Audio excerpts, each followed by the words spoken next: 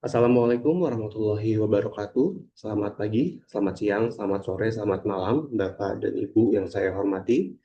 Perkenalkan, saya Yureza Rian Wibowo, mahasiswa program studi Magister Akuntansi Universitas Negeri Jakarta, angkatan tahun 2024. Pada kesempatan kali ini, saya akan memaparkan proposal tesis saya dengan judul Peran Moderasi Struktur Modal dalam Pengaruh Pengungkapan ESG dan Manajemen Risiko terhadap nilai perusahaan dengan studi empiris pada perusahaan publik di negara ASEAN.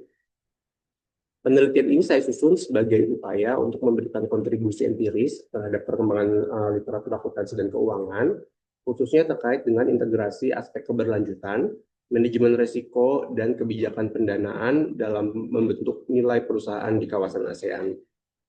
Penelitian ini dibimbing oleh Ibu Dr. Eti Gurendrawati, MSI AK, dan juga Bapak Profesor Dr. Gatot Nazir Ahmad, MSI. Baik, Bapak dan Ibu, sebelum kita mulai untuk memasuki proposal tesis, ini adalah daftar materi yang akan kita sampaikan pada kesempatan kali ini, dimulai dari pendahuluan, gap penelitian, pertanyaan penelitian, tujuan penelitian, kajian teori, kerangka konseptual, hipotesis, metodologi, populasi dan sampel, definisi operasional variabel, analisis data, dan juga metode analisis data.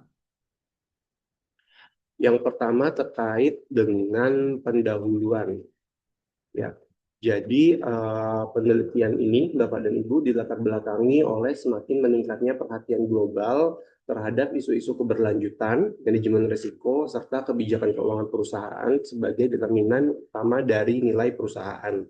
Nah, dalam beberapa tahun terakhir, khususnya di negara kawasan ASEAN ya, perusahaan tidak lagi hanya dinilai berdasarkan dari kinerja keuangannya semata, melainkan investor dan pemangku kepentingan juga mulai mempertimbangkan aspek-aspek non-keuangan seperti pengungkapan ESG, serta bagaimana perusahaan mengelola risiko secara komprehensif. Nah, di tengah meningkatnya kompleksitas pasar dan juga pengawasan stakeholder, perusahaan ini dituntut untuk menunjukkan transparansi, akuntabilitas, dan juga tata kelola yang optimal. Oleh karena itu, penelitian ini berupaya untuk mengkaji bagaimana sih sebenarnya pengungkapan ESG dan praktik manajemen risiko mempengaruhi nilai perusahaan, serta bagaimana struktur modal dapat berperan sebagai variabel moderasi dalam hubungan tersebut. Dengan demikian, penelitian ini diharapkan dapat memberikan kontribusi empiris dalam pengembangan literatur akuntansi dan juga keuangan, khususnya dalam konteks perusahaan publik di kawasan ASEAN. Kemudian selanjutnya, Bapak dan Ibu, fenomena gap dalam penelitian ini itu diberangkat dari dinamika pasar modal di kawasan ASEAN. Jadi berdasarkan data dari World Federation of Exchange, kapitalisasi pasar di ASEAN itu menunjukkan perbedaan yang cukup signifikan ya. Jadi Indonesia memiliki kapitalisasi pasar yang terbesar, sekitar 789 miliar US dollar, diikuti Singapura dan juga Thailand. Nah, secara agregat, angka ini sebenarnya mencerminkan nilai perusahaan dan persepsi investor terhadap prospek pertumbuhan serta kualitas tata kelola di masing-masing negara. Namun menariknya, meskipun Indonesia memiliki kapitalisasi pasar terbesar, tingkat valuasi seperti price earning ratio dalam beberapa periode justru relatif lebih rendah dibandingkan negara-negara tertentu di ASEAN. Nah, hal ini menunjukkan adanya kesenjangan antara ukuran pasar dan juga persepsi investor terhadap kualitas serta prospek perusahaan. Artinya, pembentukan nilai perusahaan tidak semata-mata ditentukan oleh skala ekonomi saja, tetapi juga oleh faktor internal perusahaan. Nah, salah satu faktor internal tersebut adalah struktur modal. Data dari OECD menunjukkan bahwa tingkat leverage perusahaan dan keuangan di ASEAN juga bervariasi. Thailand dan Filipina itu memiliki proporsi perusahaan dengan leverage tinggi ya, lebih dari 65%. Sementara Indonesia dan Malaysia itu relatif lebih moderate. Nah, perbedaan ini menunjukkan adanya gap dalam kebijakan pendanaan, pengelolaan risiko, dan juga pengelolaan risiko keuangan antar negara. Kondisi ini menjadi peran yang penting karena struktur modal itu berpotensi mempengaruhi bagaimana investor merespon informasi non-keuangan seperti pengungkapan ESG dan juga praktik manajemen risiko. Dengan demikian, kesenjangan antara ukuran pasar, tingkat leverage, dan juga persepsi investor inilah yang akan membuka ruang penelitian untuk menguji peran struktur modal sebagai variabel moderasi dalam pembentukan nilai perusahaan di kawasan ASEAN. Selanjutnya ada beberapa research gap yang ditemukan dalam penelitian ini, yaitu salah satunya adalah kontradiksi dari hasil penelitian terdahulu. Jadi beberapa penelitian itu menemukan terdapat terdapat pengaruh yang signifikan dari ESG terhadap nilai perusahaan gitu. Tetapi ada juga penelitian lainnya melaporkan bahwa pengungkapan ESG ini itu dampaknya negatif terhadap nilai perusahaan ya, dilakukan oleh Wahyuni di tahun 2024, kemudian Ashifa di tahun 2025 dan juga Anir dan Meli di tahun 2024 juga. Nah, temuan yang kontradiktif ini itu menunjukkan adanya inkonsistensi dalam hubungan antara pengungkapan ESG dan juga nilai perusahaan. Kemudian temuan lain terkait dengan manajemen risiko, ada temuan negatif di mana pengungkapan manajemen risiko ini ternyata dapat menurunkan nilai perusahaan karena memicu persepsi negatif dari investor. Ini adalah penelitian yang dilakukan oleh Fahrunisa dan juga Sutrisno di tahun 2022. Kemudian Saputra dan teman-teman di tahun 2023 itu menemukan bahwa manajemen risiko ini dapat dipersepsikan sebagai sinyal tingginya eksposur risiko sehingga bisa menurunkan nilai perusahaan.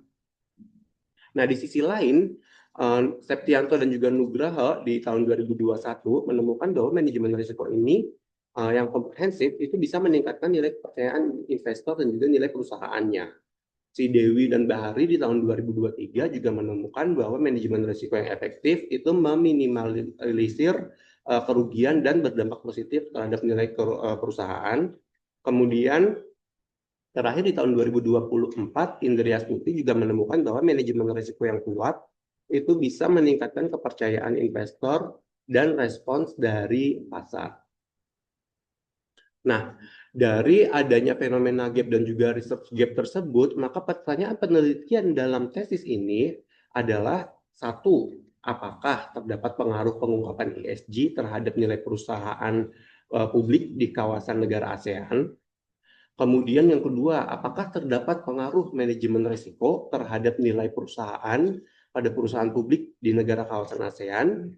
Yang ketiga, apakah struktur modal ini memoderasi pengaruh pengungkapan ESG terhadap nilai perusahaan? Dan yang keempat, apakah struktur modal ini memoderasi pengaruh manajemen risiko terhadap nilai perusahaan? Dari pertanyaan penelitian yang ada, bisa dirumuskan dalam suatu tujuan penelitian, yaitu untuk mengetahui apakah terdapat pengaruh pengungkapan ESG terhadap nilai perusahaan. Kemudian apakah kita harus mengetahui juga apakah terdapat pengaruh manajemen risiko terhadap nilai perusahaan. Kemudian tujuan yang ketiga untuk kita mengetahui apakah struktur modal ini berperan sebagai variabel moderasi dalam hubungan antara pengungkapan ESG dan juga nilai perusahaan. Dan tujuan yang terakhir yaitu untuk kita ketahui apakah struktur modal ini berperan sebagai variabel moderasi dalam hubungan manajemen risiko dan nilai perusahaan. Kemudian selanjutnya penelitian ini didasari pada 3 teori utama. Yang pertama itu terkait dengan teori legitimasi, ya. Yang kedua ada teori pemangku kepentingan dan yang ketiga ada teori signaling. Kita mulai dari teori legitimasi yang menyatakan bahwa perusahaan ini berupaya untuk memperoleh dan mempertahankan legitimasi sosial dengan menyesuaikan aktivitasnya terhadap norma dan harapan masyarakat. Jadi pengungkapan ESG dan manajemen risiko menjadi sarana bagi perusahaan untuk menunjukkan bahwa operasionalnya sesuai dengan prinsip keberlanjutan dan tata kelola yang baik. Ketika legitimasi sosial dan ekonomi terjaga, maka nilai perusahaan akan lebih stabil dan berkelanjutan. Nah, selanjutnya untuk teori pemangku kepentingan ya, teori stakeholder, itu menjelaskan bahwa perusahaan tidak hanya bertanggung jawab pada pemegang saham, tetapi juga kepada seluruh stakeholder, termasuk juga investor, kreditur, regulator, dan juga masyarakat. Nah, dalam konteks penelitian ini, pengungkapan ESG dan juga praktek manajemen risiko itu mencerminkan bentuk akuntabilitas perusahaan kepada para pemangku kepentingan. Semakin baik perusahaan memenuhi ekspektasi si stakeholder, maka kepercayaan pasar juga akan meningkat dan pada akhirnya berdampak pada peningkatan nilai perusahaan. Kemudian yang ketiga terkait dengan teori sinyal ya, teori signaling. Teori sinyal ini menjelaskan bahwa perusahaan ini memberikan sinyal kepada pasar melalui berbagai keputusan strategis gitu. Pengungkapan ESG, praktik manajemen risiko, serta keputusan struktur modal itu merupakan sinyal mengenai kualitas dan prospek perusahaan. Investor akan menginterpretasikan sinyal tersebut dalam bentuk untuk menentukan valuasi perusahaan. Nah, oleh karena itu, struktur modal dalam penelitian ini dipandang sebagai mekanisme yang dapat memperkuat atau memperlemah sinyal yang diberikan oleh perusahaan. Nah, dari teori yang ada, maka ini adalah kerangka konseptual yang ada dalam penelitian ini, di mana pengungkapan ESG dan juga manajemen risiko berperan sebagai variabel independen dan variabel perusahaan sebagai variabel dependen, serta struktur modal ya sebagai variabel moderasinya. Nah, dari situ bisa kita rumuskan suatu hipotesis, ada 4 hipotesis. Yang pertama, yaitu terdapat pengaruh positif pengungkapan ESG terhadap nilai perusahaan. Yang kedua, terdapat pengaruh positif manajemen risiko terhadap nilai perusahaan. Hipotesis yang ketiga, struktur modal memoderasi pengaruh pengungkapan ESG terhadap nilai perusahaan. Dan hipotesis yang terakhir yaitu struktur modal memoderasi pengaruh manajemen risiko terhadap nilai perusahaan.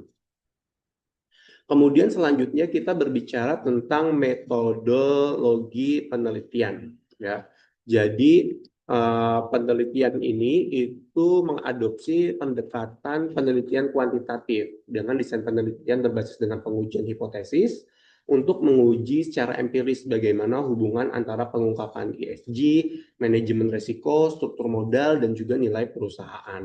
Sementara teknik pengumpulan datanya, kita memanfaatkan data sekunder yang berasal dari laporan keuangan serta data pasar perusahaan publik di kawasan ASEAN. Datanya kita peroleh melalui database Refinitiv Econ yang menyediakan informasi keuangan dan juga non-keuangan secara standarisasi dan terpercaya. Nanti data akan kita uji hipotesis dengan menggunakan analisis statistik dan alat analisis berupa IBM statistik SPSS ya, SPSS statistik 27 versi 27. Nah, kemudian selanjutnya kita berbicara terkait dengan populasi dan juga sampel. Jadi, populasi dalam penelitian ini itu adalah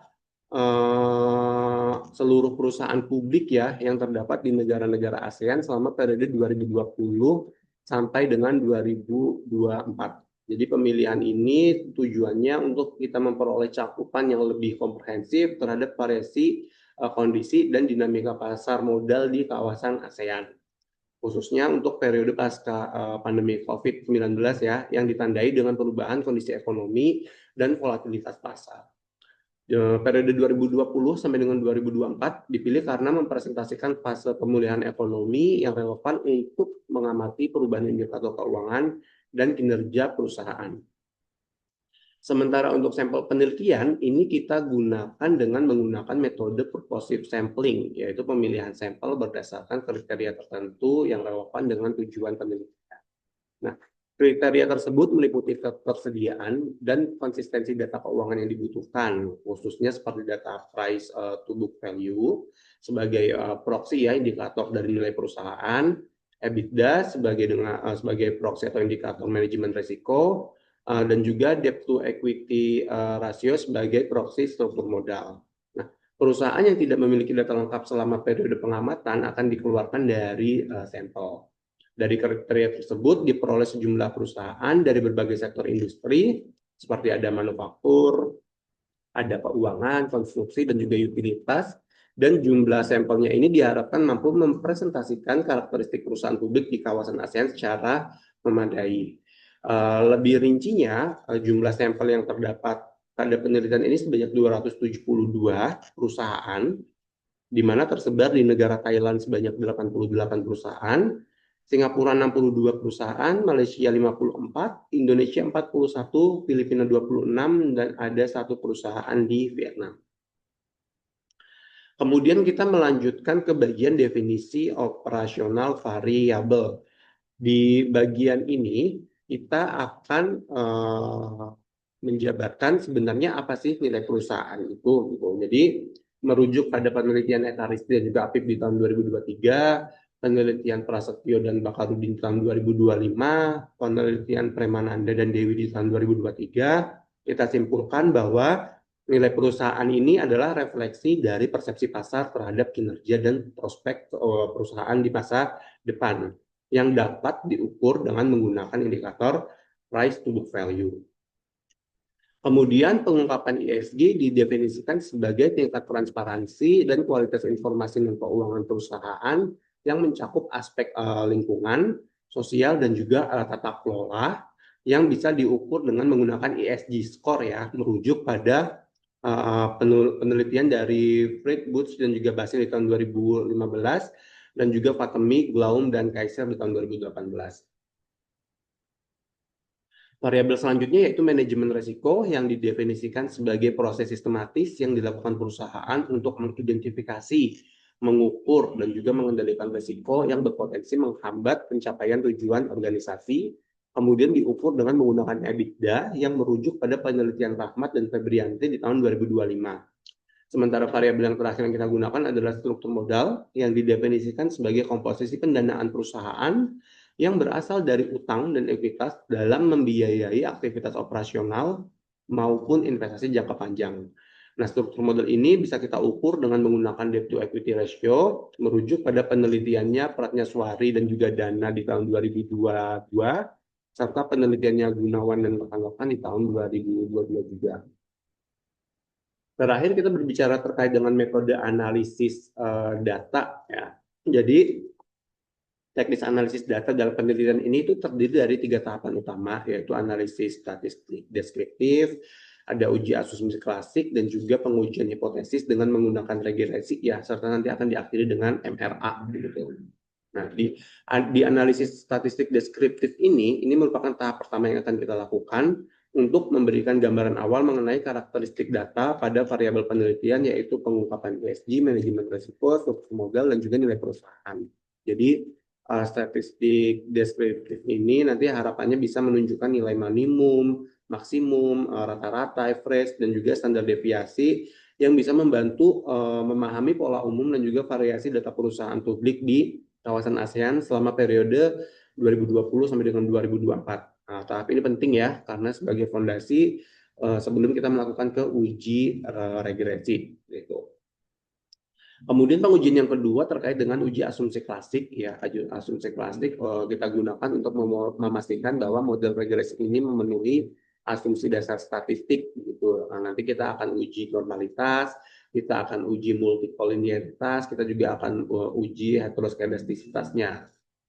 Nah, kemudian langkah selanjutnya yaitu pengujian hipotesis. Nanti akan kita uji koefisien determinasinya itu sejauh mana, karena dengan itu kita bisa mengukur kemampuan model dalam menjelaskan variasi nilai perusahaannya. Kemudian juga nanti akan kita uji secara parsial untuk menguji pengaruh dari masing-masing variabel independen secara parsial ya terhadap variabel dependennya. Kemudian nanti akan diakhiri dengan MRA, Integrated Regression Analysis ya, untuk kita mengetahui sebenarnya bagaimana peran struktur modal dalam memoderasi pengaruh pengungkapan ESG dan juga manajemen risiko terhadap nilai perusahaan. Dengan demikian bisa ditarik kesimpulan bahwa selama pengujian hipotesis maka persamaan regresi yang akan ditemukan adalah nilai perusahaan sama dengan alfa ditambah beta 1 pengungkapan ESG ditambah dengan beta 2 struktur modal dan ditambah dengan error. Sementara nanti setelah melakukan kegiatan moderated regression analysis MRA, maka akan ada 2 persamaan. Yang pertama terkait dengan nilai perusahaan sama dengan beta 0 ditambah beta 1 pengungkapan ESG ditambah beta 2 struktur modal ditambah beta 3 yaitu pengungkapan ESG dikali struktur modal ditambah dengan errornya. Kemudian persamaan yang kedua yaitu nilai perusahaan sama dengan beta 0 ditambah beta 1 manajemen risiko ditambah beta 2 struktur modal, ditambah beta 3 yang didapat dari manajemen risiko yang dikalikan dengan struktur modal, dan ditambah dengan kalau. Demikian Bapak dan Ibu yang saya hormati, sekilas presentasi terkait dengan proposal sidang tesis saya. Semoga bisa diterima dan bermanfaat untuk kita bersama. Akhir kata, saya akhiri presentasi pada kesempatan ini. Terima kasih. Wassalamualaikum warahmatullahi wabarakatuh.